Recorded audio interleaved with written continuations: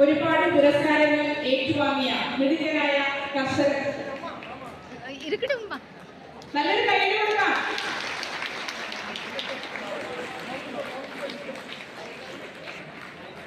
Doctor Abitha.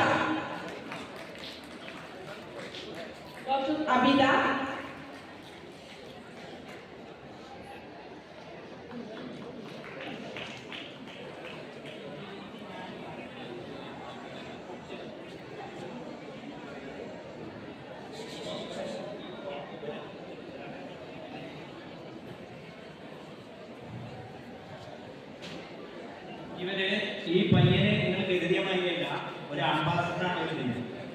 അത് കർഷകരുണ്ട്. പിന്നെ ഒരുപാട് കാർഷിക അവാർഡ് ധർമ്മപുരിയിലാണ്. കാരണം ഇത് ഈ ഇത്രയേ ഉള്ളൂ. അവനെ നമ്മൾ 5 മിനിറ്റ് സംസാരിക്കാൻ എനിക്ക് മനസ്സിലാവും. ഇപ്പോഴല്ല, ഇത് കഴിഞ്ഞിട്ടോ. കാരണം ഇവരൊക്കെ ഇങ്ങനെ ചെയ്യുമ്പോൾ നമ്മളൊക്കെ എന്താ നമ്മുടെ വീടുകളിൽ നിന്ന് ഉണ്ടാക്കിയിട്ട് കഴിക്കും. അതായത് നിങ്ങളുടെ കാര്യം വിഷമില്ലാത്ത കഴിക്കാം.